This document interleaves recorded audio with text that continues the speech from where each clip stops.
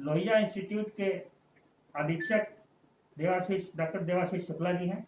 आइए corona virus को लेकर के उनकी राय जानते हैं।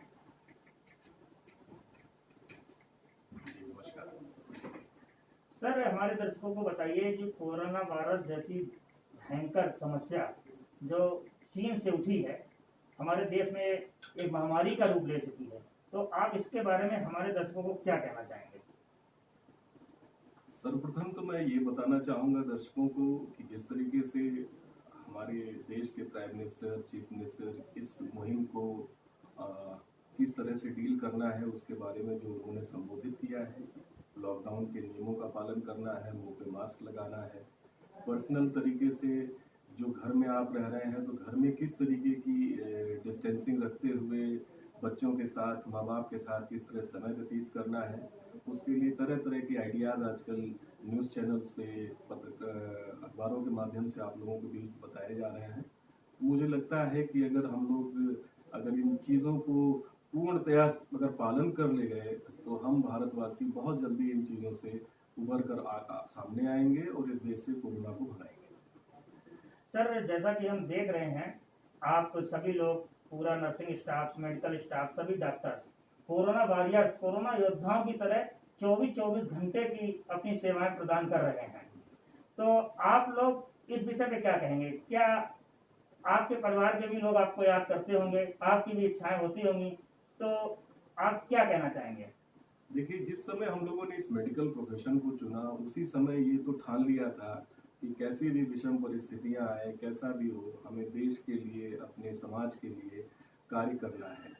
और आज वो दिन आया हुआ है जिसमें हम अपनी काबिलियत को, अपनी योग्यताओं को अच्छे तरीके से समाज के बीच, भारतवासियों के लिए उपयोग कर सकते हैं।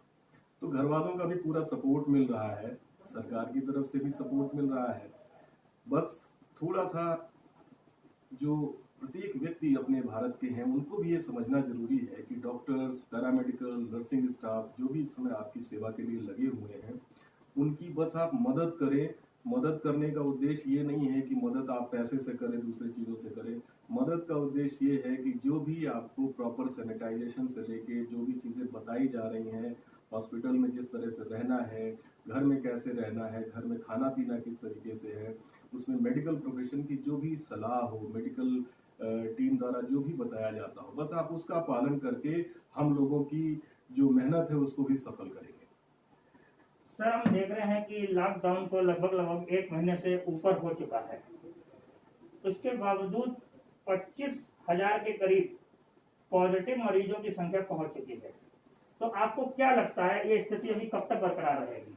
देखिए, चूंकि ये एक छुपा हुआ वायरस है, बड़े बड़े विकसित देशों ने इसमें हार मान ली है, तो हम लोगों की जो अपनी सोच है और कि ये समस्या अभी आने वाले काफी समय तक रहेगी, इसका प्रकोप तो कम हो जाएगा, लेकिन धीरे धीरे इसको जाने में हमें लगता है अभी काफी समय लगेगा। आखिरी सवाल डॉक्टर साहब, कि हमारे पर्ल ऑफ इंडिया के माध्यम से इस महामारी से बचने के उपाय क्या हैं?